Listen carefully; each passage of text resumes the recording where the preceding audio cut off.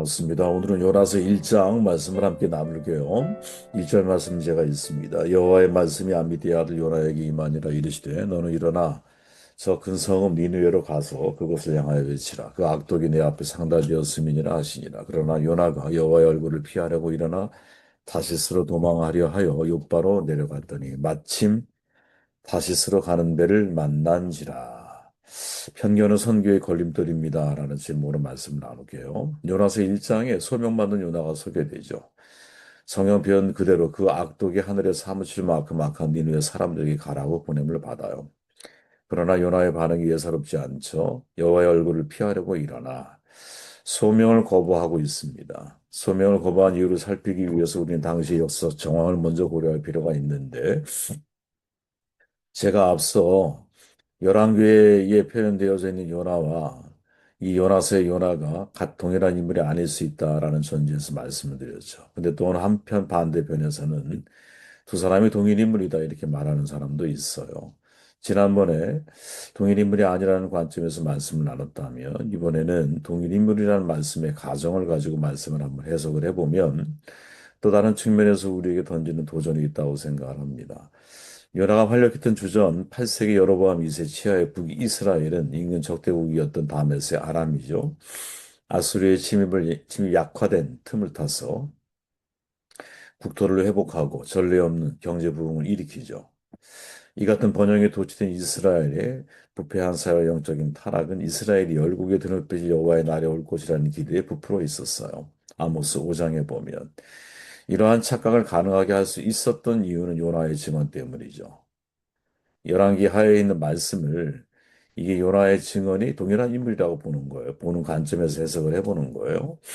이스라엘의 하나님 여호와께서 그의 종 가드, 헤벨, 아미드의 아들 선지자 요나를 통하여 하신 말씀과 같이 여로보암이 이스라엘 영토를 회복하되 하맛 어기에서부터 아라바 바다까지 하였으니 이는 여호와께서 이스라엘이 고난이 심하여 매인 자도 없고 노인 자도 없고 이스라엘을 도울 자도 없음을 보셨고 여호와께서도 이스라엘 이름을 천하에서 없이 하겠다고도 아니하셨으므로 요아스의 아들 여로보암의 손으로 구원하심이었더라. 바로 이거죠. 요나를 통해 던지신 말씀은 뭐냐? 어떤 상황이 벌어져도 하나님이 이스라엘의 이름을 없애지 않을 거야. 이렇게 말씀하고 있죠. 여로보암의 손으로 구원하실 거야. 이렇게 약속하고 있다라는 거예요. 그리고 바로 이 메시지 그대로 여로보암 2세 때 이스라엘이 놀라운 경제적인 부흥을 경험하게 되면서 마치 하나님의 약속이 성취되어지는 것처럼 사람들에게 비춰지는 거죠. 여로보암 미세치하의 두 선지자가 부름을 받잖아요. 한 명이 요나, 한 명이 아모스였어요. 요나는 그런대로 이스라엘 출신이라고 할 수 있고 아모스는 잘 알지만 남유다 출신으로 북이스라엘에 보냄을 받은 선지자였죠. 요나는 국가 부흥의 메시지를 선포하였잖아요. 전제하에서 그죠? 동일한 인물이라는 전제하에서 열왕기하 14장에 보면 국가 부흥의 메시지를 선포를 해. 근데 아모스는 사람만 모이면 이스라엘 사회의 총체적인 부패와 폐역함을 지적하며 회개를 촉구하였죠. 그러니까 당시 요나의 인기는 생각해 보면 굉장히 인기 있었을 거예요. 그죠? 좋은 얘기 하니까. 반면에 아모스는 조롱과 멸시를 당하기 쉬웠겠죠. 그래서 이스라엘에서 추방을 당하기까지 하잖아. 둘 다 동일한 하나님의 부르심을 받고 하나님의 메시지를 대언했는데 내용이 판이하게 다른 거죠. 그죠? 그러면서 여호와의 말씀이 아미띠 아들 요나에게 임하니라 이렇게 시작을 하는 거야. 이전까지 요나에게 만약에 동일 인물이라 한다면 이스라엘의 회복과 경제적인 부흥과 새로운 하나님의 구원에 대한 메시지를 선포하는데 그 와중에 하나님이 요나에게 임해서 누구 니느웨에게 가라 이렇게 말하는 거죠. 그때 니느웨는 어떤 입장이에요?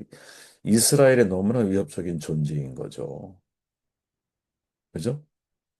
당연히 요나의 입장에서는 너무나 괴로운 거지. 요나는 거부권을 행사해요. 이유가 뭘까?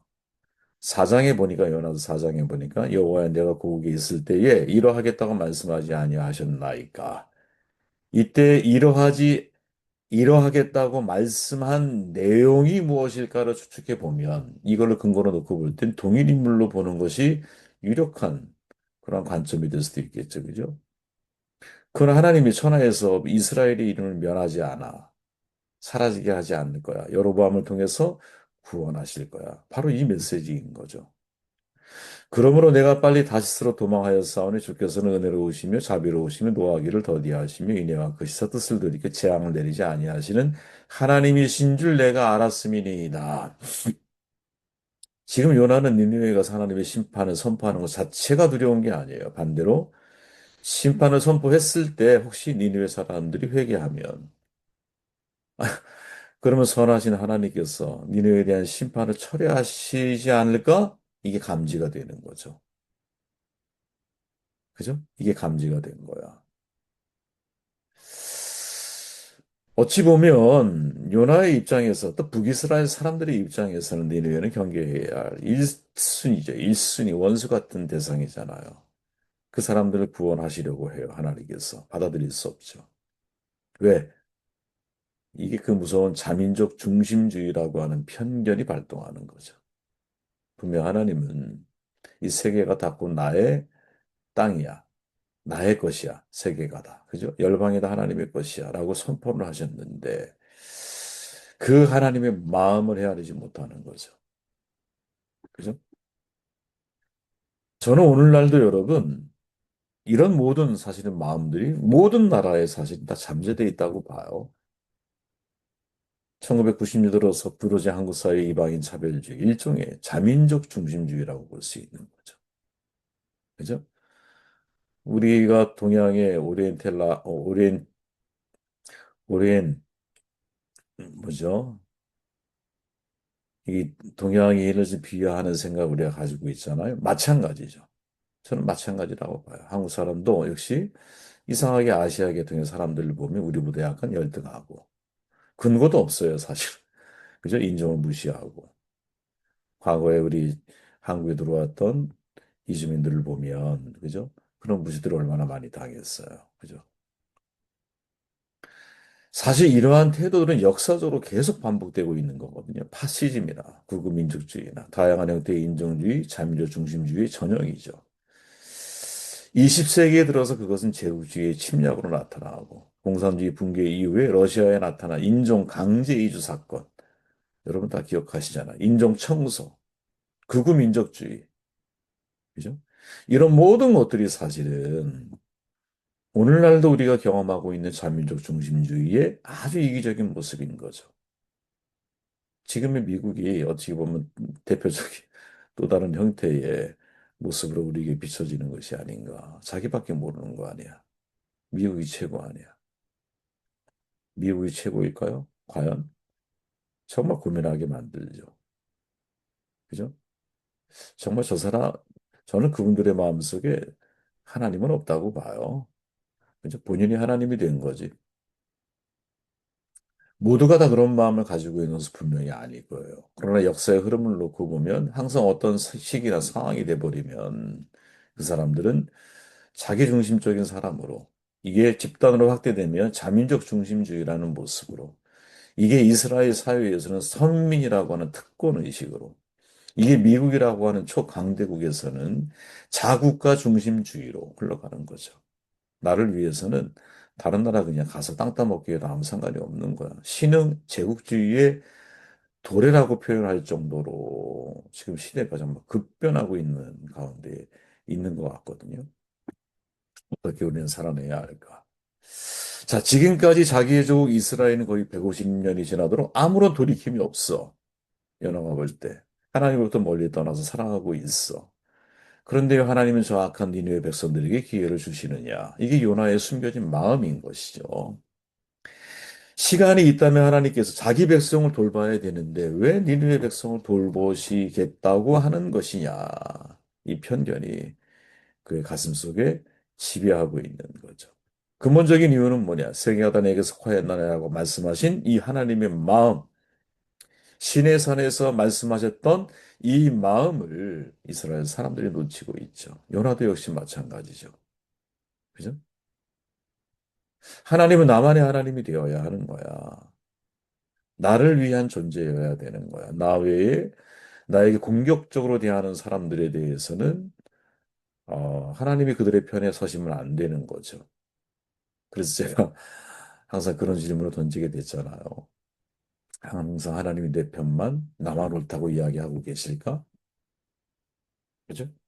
과연 저 사람에 대해서 내가 바라보고 있는 정의로 저 사람을 내가 바라보고 해석할 때 하나님이 나를 옳다고 말씀하실 수 있을까? 이런 질문을 던져야 되거든요. 진짜 역지사지를 해야 되거든요. 끊임없이 그 질문을 해야 되거든요.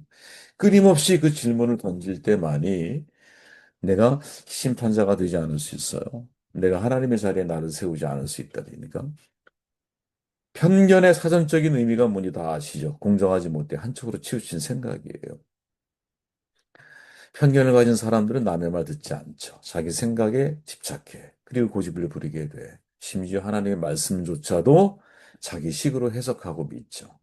나사렛에 무슨 선한 것이 날 수 있겠느냐. 이게 예수님을 배척하게 만든 거 아니에요? 편견, 선입견, 헬라어로는 프로크리마죠.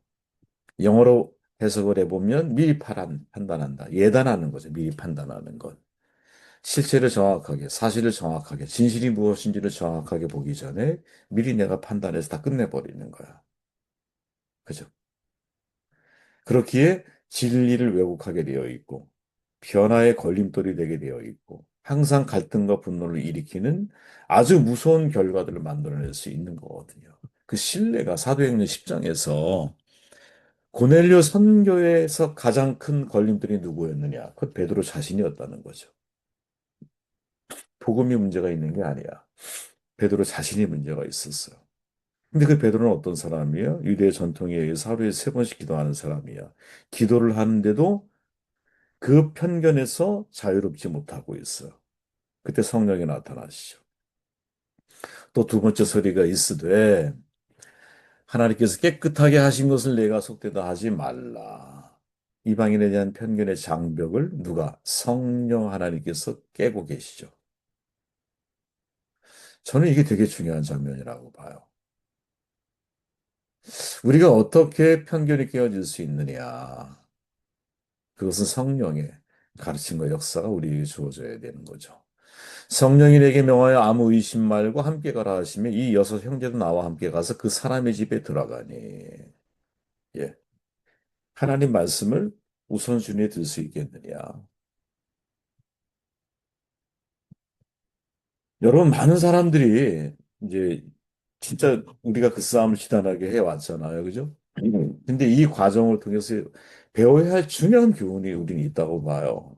우리가 정의를 말할 때 그 정의는 하나님의 정의가 아니야. 욥이 자기 의를 말하죠. 욥의 세 친구도 자기 의를 가지고 욥에게 조언을 해. 근데 사실은 그 모든 사람들의 말에는 한계가 있었어. 그죠? 그것을 조율하고 판단하실 수 있는 유일한 분은 하나님 외에는 없는 거예요. 그죠? 세 친구들이 말하고 있는 것은 그 당시에 신학적으로, 전통적으로, 경험적으로 그들에겐 옳은 이야기를 한 거거든요. 그런데 하나님이 보실 때는 그 부분적인 사실일 뿐인 거야. 부분적인 진실에 가까워. 완벽하지 않아. 욥은 그보다 더 높은 차원의 시험을 지금 경험하고 있는 거예요. 욥은 자신의 인생에서 어떻게 보면 정말 이해할 수 없는 하나님에 대해서, 하나님의 자유에 대해서 받아들이기가 너무나 어려운 거죠. 결국 이 우주 만물을 창조하신, 이 자연을 창조하신 하나님의 놀라운 그 자기 고백적 메시지를 들은 이후에 그 신적 세계를 체험한 이후에 욥의 마음이 바뀌죠. 우리가 가지고 있는 모든 신학적, 전통적, 경험적 차원의 이야기들은 진짜 하나님의 이 광대한, 그죠? 이 역사 속에서 정말 모래알 하나 같은 경험일 수 있잖아요. 그죠? 그런 인간이 내세우는 정의가 얼마나 정의롭겠어요. 우리가 다른 사람을 바라볼 때, 다른 민족을 바라볼 때, 다른 국가들을 바라볼 때 항상 기억해야 할 것이 뭐냐? 내가 그들을 어떻게 보는가가 중요한 게 아니라 하나님이 그들을 어떻게 바라보고 계실까? 이게 우리의 기준이 되어야 하는 거죠. 나를 볼 때도 바울의 마음처럼 마찬가지인 거예요. 나도 나를 판단하지 아니하노니 내가 나를 판단하면 안 돼. 하나님의 말씀으로 나를 판단해야 돼. 저는 한없이 부족한 인생이에요. 근데 하나님이 어떤 직책을 맡기셨어. 내 자신을 성찰하면 성찰할수록 그 일을 감당하기에 너무나 부끄럽고 죄인 중에 괴수라는 고백이 가슴에서 절로 터져 나와요. 그런데 하나님은 나를 충성되이 여겨 그 직분을 나에게 맡기셨어. 이때 어떻게 해야 할까? 나를 바라보면 포기해야 되는 게 맞죠. 그러나 내게 능력 주시는 자 안에서 모든 것을 할 수 있습니다. 라는 고백을 가지고 하나님께서 하나님의 방식대로 저를 사용해 주십시오. 라고 고백할 수 있을 때 그게 진짜 겸손의 자리고, 그죠? 그게 진짜 하나님 앞에 내 자신을 성찰한 사람의, 내가 나를 판단한 게 아니라 하나님의 말씀으로 나를 판단한 사람의 선택일 수 있는 거지. 이 같은 시각을 가지고 누구를 바라봐야 되느냐? 다른 사람을 바라보고, 다른 국가를 바라보고, 다른 민족들을 바라볼 수 있을 때 하나님이 그를 어떻게 바라보고 계실까? 라는 관점으로 우리가 세상을 볼 수 있을 때 세상에 대한 우리의 이 편협한 편견들이 깨어질 수 있는 것이 아니겠느냐. 쉽지 않죠? 하지만 이것이 우리의 삶의 훈련되기를 주의 이름으로 축원합니다.